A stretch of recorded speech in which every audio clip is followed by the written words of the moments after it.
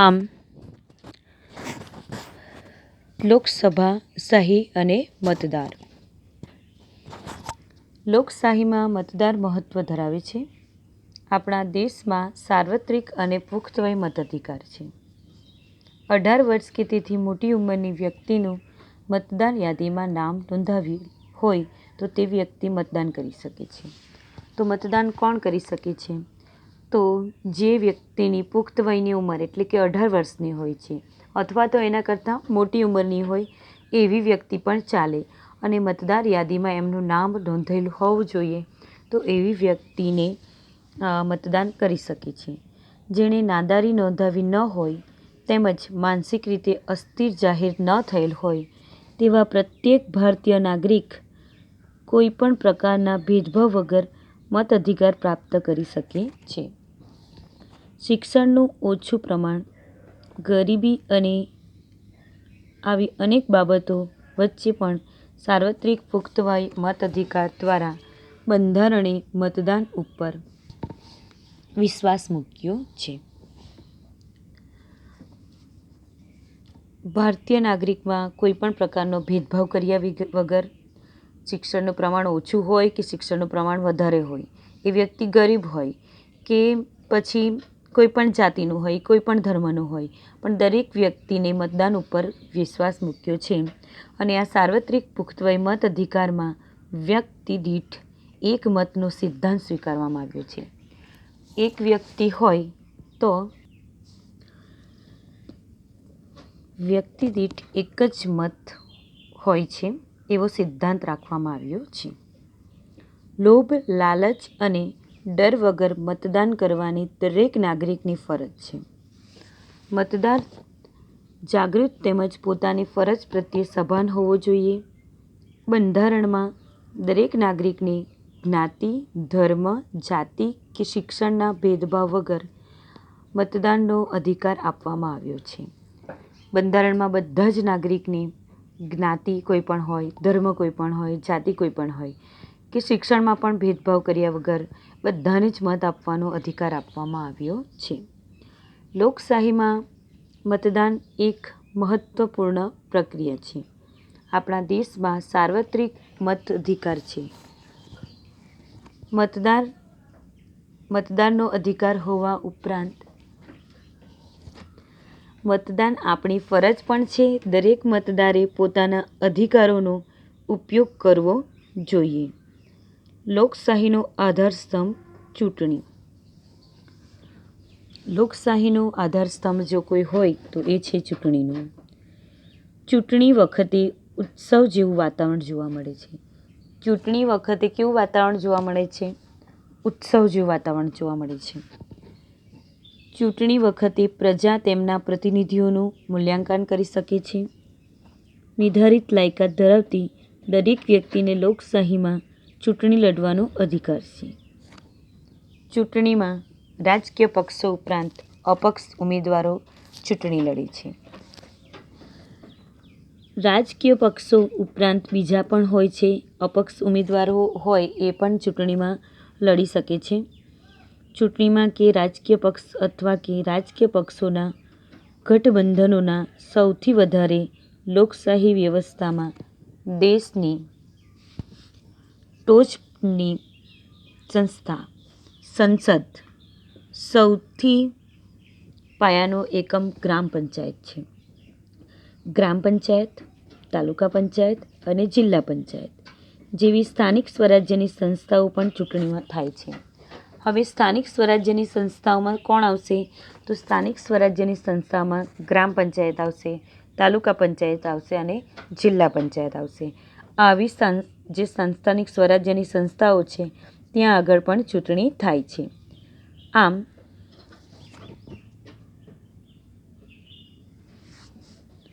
આ સંસ્થામાં લોકોના મતદાન વડે જ વિજેતા સભ્યોની પસંદગી થાય છે. નાના શહેરોમાં નગરપાલિકા કે મોટા શહેરમાં મહાનગરપાલિકા ચૂંટણી થાય છે. તો નાના શહેરોમાં નગરપાલિકા અને મોટા શહેરોમાં મહાનગરપાલિકાની ચૂંટણી થાય છે. ચૂંટણી લોકશાહીને જીવંત અને ધબકતી રાખે છે. લોકશાહીને જીવંત અને ધબકતી કોણ રાખે છે? તો ચૂંટણી. તો અહીંયાથી ક્વેશ્ચન પૂછાઈ શકે, ચૂંટણી લોકશાહીને જીવંત અને ધબકતી રાખે છે. વિધાન સ્પષ્ટ કરો અથવા તો કારણ સમજાવો. તો લોકશાહીનો જે આધારસ્તંભ ચૂંટણી છે એ અહીંયાથી આનો આન્સર આવે કે લોકશાહીનો આધાર એટલે કે ચૂંટણી સમયે વાતાવરણ ઉત્સવ જેવું હોય છે. ચૂંટણી વખતે પ્રજા તેના પ્રતિનિધિઓનું મૂલ્યાંકન કરે છે. પ્રતિનિધિઓનું મૂલ્યાંકન કરે છે એટલે કે તે સમયે ખ્યાલ આવે છે કે પોતે જે વ્યક્તિને ચૂંટે છે એ વ્યક્તિ કેટલું એને મદદરૂપ થાય છે. તેમજ નિર્ધારિત લાયકાત ધરાવતી દરેક લોકશાહીમાં ચૂંટણી લડવાનો પોતાનો અધિકાર હોય છે. ચૂંટણીમાં રાજકીય પક્ષો પણ હોય છે, એ ઉપરાંત અપક્ષ પણ હોય છે, તે ચૂંટણી લડી શકે છે. ચૂંટણી જે રાજકીય પક્ષોમાં સૌથી વધારે ચૂંટણી લડવામાં આવે છે. લોકશાહી વ્યવસ્થામાં દેશની સૌથી ટોચની કોઈ સંસ્થા હોય તો એ સૌથી ટોચની સંસ્થા એટલે કે પાયાનું એકમ તેમાં ગ્રામ પંચાયત આવે છે. ગ્રામ પંચાયત, તાલુકા પંચાયત અને જિલ્લા પંચાયત એ સ્થાનિક સ્વરાજ્યની સંસ્થાઓ ગણવામાં આવે છે.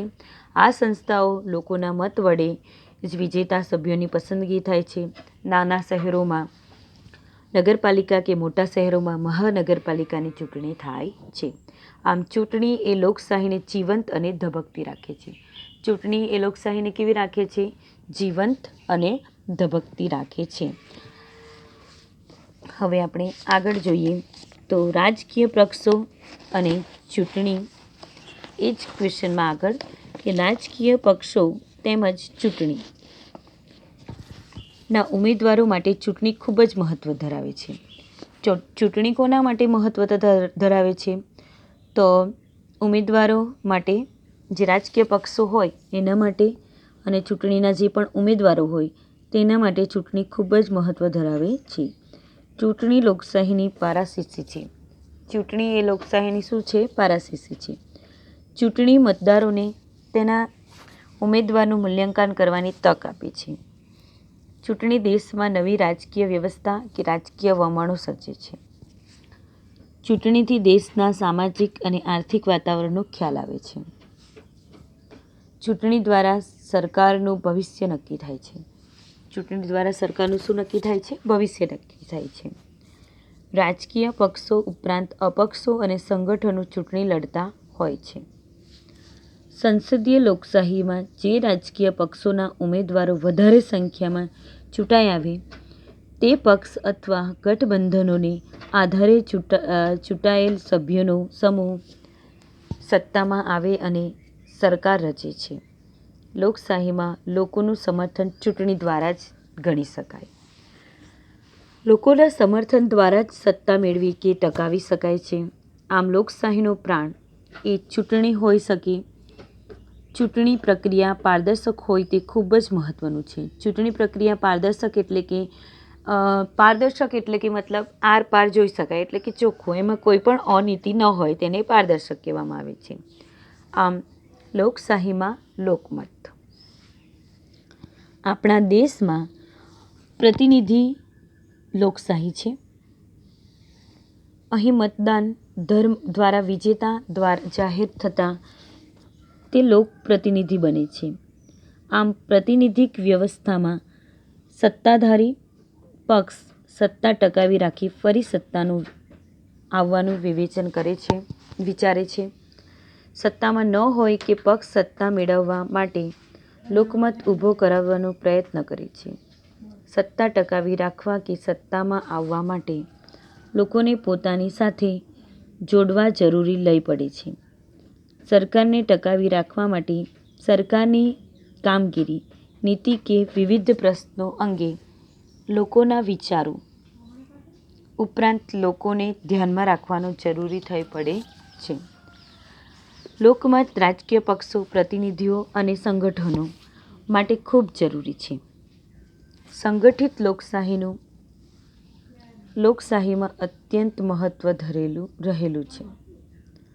પ્રબળ અને સંગઠિત લોકમત લોકશાહીમાં વિશેષ મહત્ત્વ ધરાવે છે. લોકમત સરકારને ગેરવહીવટ કરતા રોકે છે. લોકમત સરકારને શાના વડે રોકે છે? ગેરવહીવટ કરવા. લોકમત એટલે મિત્રો ખ્યાલ આવે છે લોકો પોતાની ઈચ્છા પ્રમાણે પોતાના પ્રતિનિધિઓને ચૂંટે છે. તો જે કોઈ ગેરવહીવટ કરતા વ્યક્તિ હોય એવા વ્યક્તિને લોકમત જતું નથી. આથી લોકમત એ સરકારને ગેરવહીવટ કરતાં પણ શું કરે છે? રોકે છે. લોકમત દ્વારા દેશ હિતને અવગણી ન શકાય તેવી પરિસ્થિતિનું નિર્માણ થઈ શકે છે. જાગૃત, બુદ્ધિશાળી અને માહિતગાર નાગરિકને સરકાર ભરમાવી શકતી નથી. આધુનિક સમયમાં લોકમત કેળવવા માટે કેટલાક માધ્યમો ખૂબ જ ઉપયોગી સાબિત થયા છે. આ માધ્યમો વિગતે પરિચય મેળવીશું. તો લોકશાહીમાં લોકમત ઘડતરના માધ્યમો. લોકશાહીમાં જો કોઈ લોકમત માટે એના કોઈ માધ્યમો હોય છે તો એ માધ્યમો આપણે જોઈએ તો મુદ્રિત અને વીજાણુ આ માધ્યમો છે. તો લોકોના ઘડતર માટે તેમની જુવાળ ઊભો કરવા પ્રચાર પ્રસાર માધ્યમો. પ્રચાર પ્રસાર માધ્યમો એટલે કે આપણે ફેલાવો કરી શકીએ, કેવી રીતે જાહેરાતો દ્વારા લોકોને ખ્યાલ આવે છે એ. તો આધુનિક સમયમાં લોકો સુધી વાત કે વિચારને પહોંચવા અનેક માધ્યમો ઉપયોગ થાય છે. આ માધ્યમોને મુખ્યત્વે 2 ભાગમાં વહેંચી શકાય. એક તો મુદ્રિત માધ્યમ અને બીજું વીજાણુ માધ્યમ. તો મુદ્રિત માધ્યમમાં જોઈએ આપણે તો આધુનિક સમયમાં દેશ અને દુનિયાની ઘટના વિશે લોકો જાણી શકે છે. તો હાલનો જે સમયગાળો છે એ હાલના સમયગાળામાં શું થાય છે તો દેશમાં દુનિયાની ઘટના વિશે જાણી શકાય છે, માહિતી મેળવી શકાય છે. તેમજ જે દૈનિક સમાચાર પત્રો છે, પાક્ષિકો અને ચોક્કસ પ્રકારના સામાયિકો છે એમાં મહત્ત્વ ધરાવે છે. આવા માધ્યમમાં છપાઈને આવતી વિગતો લોકો વાંચી જાણકારી મેળવી પોતાના અભિપ્રાય સાથે વાતને સ્વીકાર કે અસ્વીકાર કરે છે. વિવિધ વિચારસરણી ધરાવતા લોકો એક જ વિગત વાંચીને જુદા જુદા તારણ પણ કાઢી શકે છે. છપાયેલી એક જ પ્રકારની વિગતને પોતપોતાના વ્યક્તિત્વના અભિપ્રાયો આપે છે. આ અભિપ્રાયોની વિગત સાચી, તટસ્થ અને કોઈ પણ પ્રકારના પૂર્વગ્રહ વગરની હોય છે એ જરૂરી છે. જો આ વિગતો પૂર્વગ્રહ સાથે છપાઈ હોય તો ખોટો લોકમત ઊભો થવાની સંભાવના છે. ખોટો લોકમત ઊભો કરવામાં સરકાર પોતાની સિદ્ધિઓ જ બતાવે છે અને તેની ભૂલો કે નિષ્ફળતા કે ખામીઓ છે એ શું કરે છે? છુપાવે. એવું ન બને કે તે અખબારી સ્વતંત્ર હોવું અત્યંત જરૂરી છે. આપણો દેશ ભાષા, સંસ્કૃતિ અને પ્રાદેશિક વિવિધતા ધરાવતો હોય. દેશની વિવિધતા વચ્ચે પ્રાદેશિક ભાષાના સ્થાનિક અખબારો વાચકો આકર્ષકનું કેન્દ્ર તો બની જ ગયા છે. આ કારણે તેઓ લોકમત ઘડતરમાં મહત્ત્વની ભૂમિકા ભજવી રહ્યા છે. જ્યાં સાક્ષરતાનું પ્રમાણ ઓછું હોય તેવા દરેક કે પ્રદેશમાં મુદ્રિત માધ્યમોના ઘડતરમાં કેળવવામાં અસરકારક સાબિત થયા છે.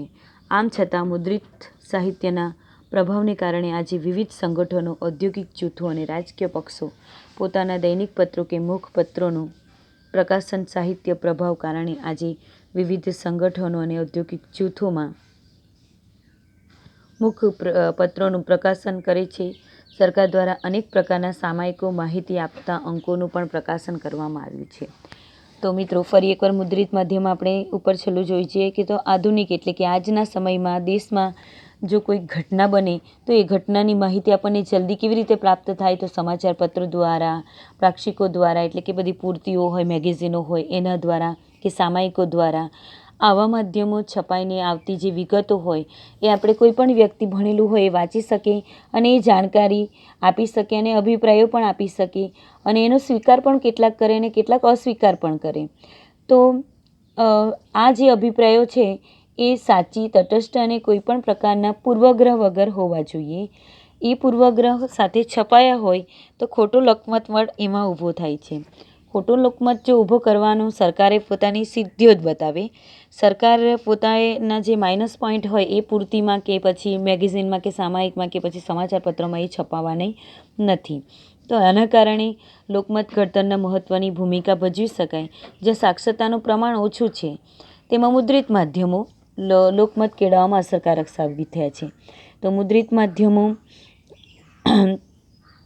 જ્યાં વધારે ભણેલા ન હોય છતાં પણ આવા માધ્યમો દ્વારા લોકો જાગૃત બની શકે છે.